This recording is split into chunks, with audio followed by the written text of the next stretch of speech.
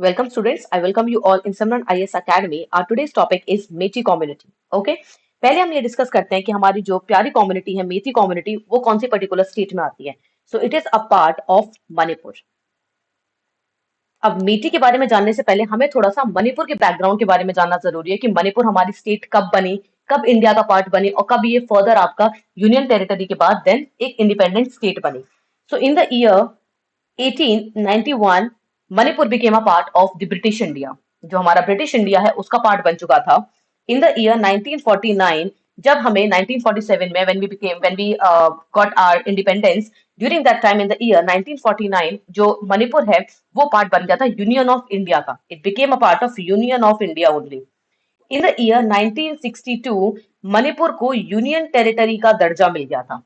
It became a union territory in the year 1962. And finally, in the year 1972 students, it became a full-fledged independent state of India. Okay.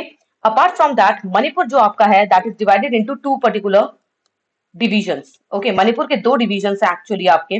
पहला division है आपके मणिपुर का, that is hill and the valley. Valley area mean students the plain area. Hill area आपका 90% area constitute करता है और valley area 10% करता है. वहीं पर ही पॉपुलेशन जो है वैली एरिया में that is almost 60%.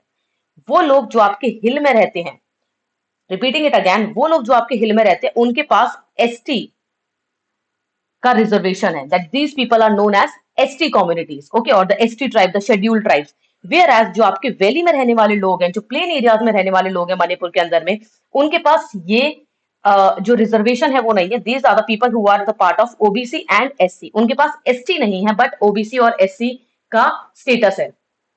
Apart from that, moving to the next, that valley area में ही होने वाली एक कम्युनिटी का नाम है आपका मेथी community. Okay, now why the Metis community is fighting to get the ST status? आज हम इस पर्टिकुलर वीडियो में इस चीज को जानेंगे.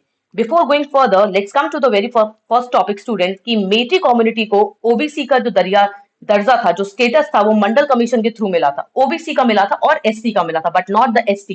Then why the Meitei community which is a native community of Manipur, वो क्यों फाइट कर रही है एसटी का स्टेटस लेने के लिए? Apart from that, moving to the next, yes, very important that it is the dominant population in Manipur. Manipur के अंदर में सबसे ज्यादा पॉपुलेशन जो आपकी है वो मेटी कम्युनिटी की, वहां की नेटिव कम्युनिटी है वो, और जिनको आपका एसटी का स्टेटस मिल रखा है. जो हिल एरिया में रहने वाले लोग हैं वो ट्राइब्स हैं आपकी. Those are the Kuki tribes and the Naga tribes. Okay, very first thing, Meitei के लोग स्पीक क्या करते हैं? अपनी खुद की उनकी भाषा है, मेथी लैंग्वेज है जो कि आपके मणिपुर लैंग्वेज का पार्ट है, वो बोलते हैं. ये कहां पर है? आपके वैली एरिया में सेटल्ड है, प्लेन एरियाज में सेटल्ड है. इनमें कोई इंटर मैरिज नहीं होती है. ओके, प्लेन जो है इनमें इंटर मैरिज नहीं होती है. मेथी कम्युनिटी में ही शादी करेगी, किसी और के साथ शादी नहीं करेगी. ओके, देन यहाँ के ज्यादातर लोग, अब क्वेश्चन यही उठ रहा है, जो आपके नागा लोग हैं और जो कुकीज हैं वो क्वेश्चन इस चीज का उठा रहे हैं कि जब ये लोग हिंदूज में हैं, जब इनका रिलीजन हिंदू है, then why they are asking for the ST status. ST status वो लेते हैं जिनका अपना खुद का कल्चर होता है, अपनी खुद की चीजें होती है. बेटी की भी अपनी खुद की कल्चर्स है, अपनी खुद की सिग्निफिकेंस है other than being Hindus. But ST community जो वहां के नागाज हैं, जो वहां के कुकीज हैं, वो ये बोल रहे हैं कि ये जब आपके पास अपना खुद का कोई धर्म नहीं है, खुद का कोई रिलीजन नहीं है, तो आप एसटी का स्टेटस किस पॉइंट से ले रहे हो? Okay, that is the first thing.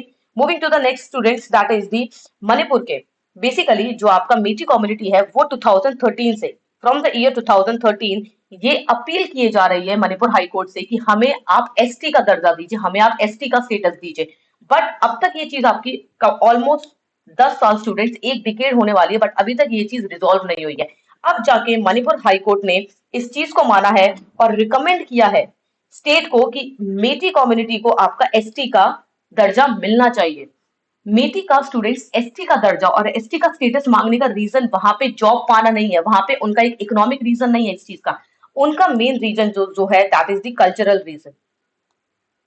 Cultural reason क्यों है? एक्चुअली जितने भी आपके एसटी एरियाज होते हैं, जितने भी आपके रिजर्व एरियाज होते हैं, अगर आपको थोड़ा बहुत अपने कॉन्स्टिट्यूशन के बारे में पता है, तो वहां पे आप ना तो लैंड परचेज कर सकते हो, ना आप वहां पे कोई अपनी इकोनॉमिक एक्टिविटी कर सकते हो without asking the state. Okay, तो जितने भी आपके वैली एरिया, अब बाकी स्टेट्स को आप भूल जाइए, वैली एरिया के लोग खुद, मणिपुर के वैली एरियाज के लोग हिल में नहीं जा सकते हैं. हिल में कुछ काम नहीं कर सकते हैं, वहीं पर ही हिल के लोग वैली में आके काम कर सकते हैं। वैली में कौन रहते हैं आपके? मेथी लोग रहते हैं, जो मेथी कम्युनिटी है वो रहते हैं। और मेथी कम्युनिटी को हो रही है दिक्कत इन सब चीजों से कि हम तो हिल में नहीं जा पा रहे, बट हिल वाले लोग हमारे पास आके सारे काम कर रहे हैं। तो नुकसान इसका किससे हो रहा है? नुकसान इनका हो रहा है स्टूडेंट्स, मेथी कम्युनिटी का।